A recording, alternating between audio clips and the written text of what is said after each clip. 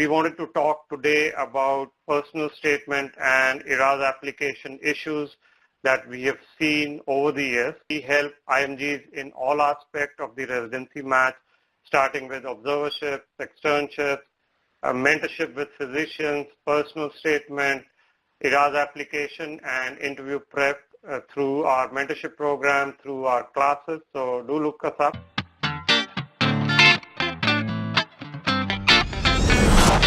Hey everyone, good morning, good evening, depending on which part of the globe you're in. Today specifically we want to talk about the personal statement and ERAS application, how we do it, how we review it.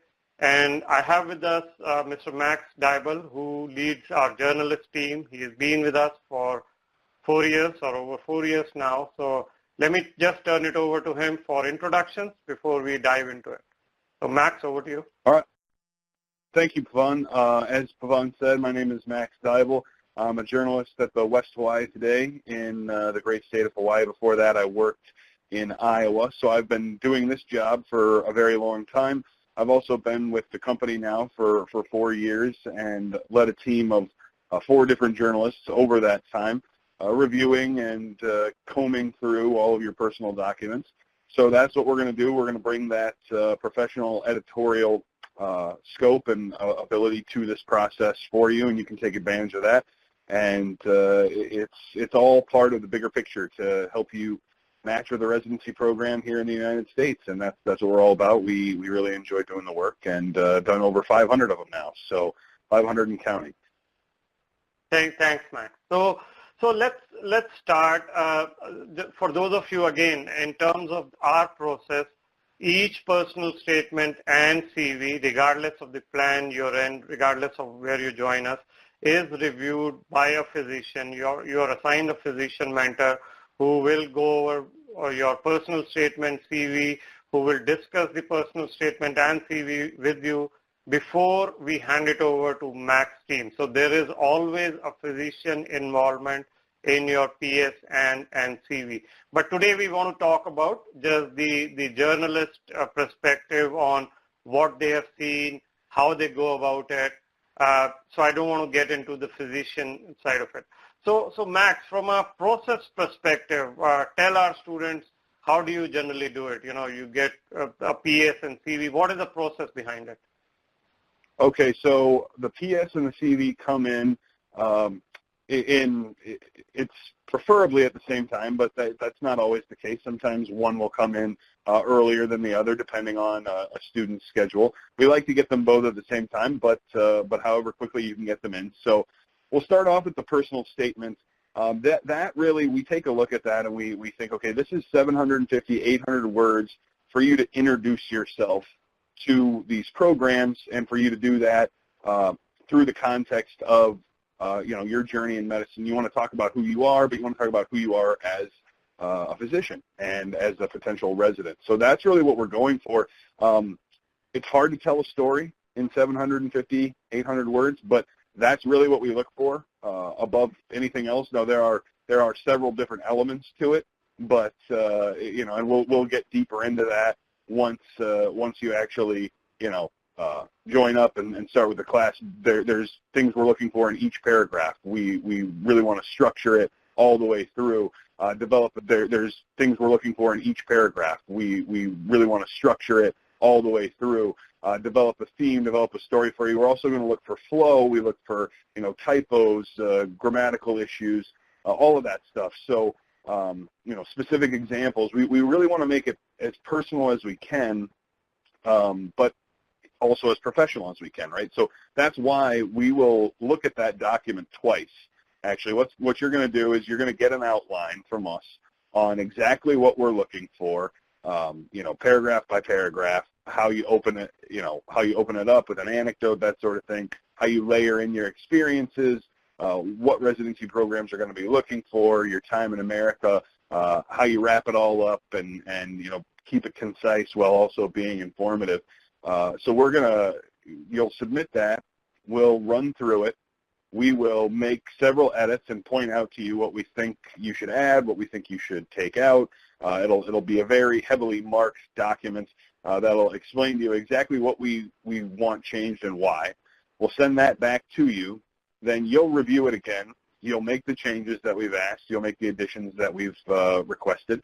And then you send it back to us once more. Because obviously if there were grammatical issues the first time around, and there are going to be, because it doesn't matter who you are. You know, you could be a native English speaker who works in journalism like myself. I still need an editor. You know, I still make mistakes. So if you make mistakes the first time around, which you will, then if we ask you to add stuff, well, then you'll probably make mistakes a second time. So we go through and manicure it. We don't add, has no mistakes whatsoever, no spelling errors, no grammatical errors, no typos. All the sentences make sense and are concise and correct. And then we send it back to you, and it's ready to go. Then as far as the CV goes, as you all know, that's typically a very long and intricate document. So we go through that word for word, and what we're looking for there is essentially grammatical issues, whether it's capitalization or punctuation or, you know, format, that kind of thing. We're checking on all of that just so that it's very presentable. And some people decide to write that in full sentence form. I actually would advise against that. We're going to get into that here in a second. But if you do write it in full sentence form, we'll go through and make sure that all the sentences are, you know, you're using the correct pronouns, you're using the correct tenses, that it's uniform throughout. That's really the most important thing with the CV. The CV can look a lot of different ways. It's just important that each entry looks the same. So we'll go through that once with a fine-tooth comb, send that back to you, and then, you know, as Pavan said, there will be a physician who has looked this all over beforehand before you ever send it to us. And, you know, like I said, we'll help you develop your story. We'll help you tell it correctly and clearly and concisely. And that's the PS and the CV. Yep. And just to, you know, reiterate, even the CV, the medical content or the, you know, all the experiences that a student has, that has already been reviewed by the physician. So all the medical side of it should already be in the CV before it comes to you. Okay, so now let's talk about some of the major issues that your team has seen in CVs and PASs over the years. So let's start with the CV. What are the top issues you've seen, foreign medical graduates, you know, mistakes you've seen in CVs at a high level? What issues have you seen? Well, one thing that's important to note off the bat is you should be submitting these CVs in ERAS format already. I think, as I mentioned, writing in like full sentence form, you don't have to do that. These are entries. It's not like the personal statement where you need to write full sentences and paragraphs and tell stories. Okay, the more concise you are, first of all, the better you're going to communicate in this format with the people you're trying to communicate with, and the fewer chances there are for mistakes. So I wouldn't write something like, I spent 4 months studying at this hospital at Baylor University in Texas. Just you know, write something like 4 months externship at Baylor University, you know, with a hyphen in front of it or a bulleted point in front of it, something like that, you know. And what did you do? Instead of I worked with Dr. So-and-so in this unit, you know, blah, blah, blah, just say, you know, worked in the NICU for a month, right? Then worked in pediatric unit for a month. Do it that way, and the fewer words you write, the fewer mistakes are going to be, the clearer your points are going to be. And I also think that people tend to write too much. You're applying to these programs. These doctors, they went through all of this stuff that you went through. They did, you know, medical school, and they did externships, and, you know, maybe you did a residency in your home country. They've been through residency, so they know the procedures and things that you've learned. So when you go through one of your entries, and you know, say maybe you did several different things, you know, thoracentesis, paracentesis, all this stuff. You don't need to list every single thing that you did, every single procedure you did, every single skill you learned. Maybe list one or two, well, two or three. List two or three and then say et cetera, right? and you don't need to list every, right? And you don't need to list every type of case you dealt with. You know, people will say, oh, I treated people with diabetes and broken arms and snake bites, and, you know, go on for like 7 or 8 different bullet points there. You don't need to do that. Just say, you know, like through the regular course, I treated, you know, people who were suffering from diabetes. I treated people who were suffering from hypertension, broken arms, etc. Right? So you keep it tighter. You keep it more concise. That is always going to be helpful.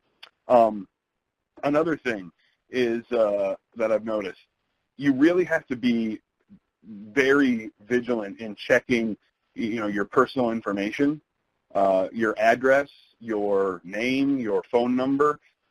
If you get that wrong, because I don't know exactly where you live. I mean, I'm not 100% sure. I'm not always going to know necessarily the name of the street or how to correctly spell the name of the street. You need to get that correct, and in your headers with the institutions, the names of institutions, you have to spell those correctly. I mean, if you're misspelling a place that you worked at for several months, like that looks terrible. So these are really simple things. You know, if a typo gets through in the body of a 9-page document, that's not the worst thing in the world. That might happen. You know, we spend a lot of time, we work really, really hard to make sure that you make no mistakes. But even as a journalist, every once in a while, something goes to print and there's a little mistake in it. A little mistake is something that you can overcome. But if you give them the wrong address, or if you misspell your own name, or you misspell the college that you went to, that's going to be a big problem. They're going to think, okay, this person isn't really taking this seriously. This isn't someone who pays attention to detail. So that's something you really want to look for. And I would say, you know, there are other things as well, but basically just try to be uniform. You know, try to use, if you use bullet points throughout. If you use hyphens throughout. If you use numbers, then number all your entries. Just make them look the same. If you want to write in full sentence form, go ahead, but always do that. If you don't want to write in full sentence form, that's fine too, but always do that. Just be uniform. You know, be careful. Make sure you're not making those big errors, and then try to be as concise as you possibly can. I do understand it's a little ironic me telling you to be concise as I ramble on for minutes on end here, but that is important to do. So that's what we're looking at there. Like the typos and the grammatical issues, those are going to come up. We'll take care of that. We'll make sure all the words are spelled correctly. Now, jumping into the personal statements, that's a little bit different. Those are a little bit more subjective than objective, the way the CVs are. I mean, there's essentially a right and a wrong way to do a CV with minor variations. There's a lot of different ways you can do a personal statement well. But you know, what we'll look for there, some of the common mistakes I think people make is lots of times, for instance, I see somebody starting their personal statement with a quote from someone else. That's the least personal thing you can do. I don't care what some doctor said or what, you know, some artist wrote in 1850. I want your words. Like, I want to know who you are. So my suggestion is to always start the personal statement off with an anecdote. And that can be, you know, an experience you had growing up, someone you looked up to, you know, how you got interested in medicine. So it tells me about you. It introduces you to me in the first handful of words, but it also introduces your introduction to medicine, right? So I'm getting to know you, and as I'm getting to know you, the first thing I'm understanding is who you are as a person and how that connects to the medical field, right? And another mistake that people commonly make is they either never mention the specialty that they're interested in, or they mention it too late. So you definitely want to put that in the second paragraph. That's something or at the end of the first, that's something you want to talk about right away, because that's going to matter. That's going to impact the examples you choose. You know, certain skills are better to highlight based on, you know, your interest in field. If you want to go into pediatrics, for instance, then bedside manner and experience with children, working with children, that's going to be the kind of example you want to use. You know, if it's internal medicine, it's going to be more, you know, connecting the dots, more of an investigative kind of example, right? So it's different stuff, and I noticed that too. Also, I think people frequently don't mention well enough, extensively enough, or uniquely enough why they want to come and study in America. I see over and over and over again, well, the American medical system is the greatest system in the world, and that's true. I think. I mean, I guess I don't know for a fact. You guys know better than me, but make it more personal than that. You know, an experience you had over here when you were studying over here, if you did, highlight that. Really highlight what, you know, how it impacted you, and you know, telling your story in moments is better, because that you're showing it then, instead of just saying, I want to come to America because it's got, you know, a great system and I had a great experience there. Instead of that, I want to come to America because this happened when I was there, and this is the kind of you know, practice I would like to be a part of someday. So really, I think that is you know, kind of the gist of the personal statement there. Just, we'll give you an outline and really try to stick to that. I think that the biggest mistake you can make is going off book and trying to do it on your own, I mean, there's a structure there for a reason, right? And it's less structured than the CV, but it still is structured. And also, the last thing I'd say is just really pay attention to the notes that we send you. So really pay attention the first time through, and look at our suggestions and try to follow all of them. Because if you do that, then when you come back with a full PS, you know, for a second review, and there's nothing missing, and there's, you know, you've got every element, then we can make it, you know, read well, and we can tidy it up and make it perfect for you. Yep. This is very comprehensive, Max. Thank you. I think this will be very useful for every IMG who's planning to apply in the coming cycle. So thank you.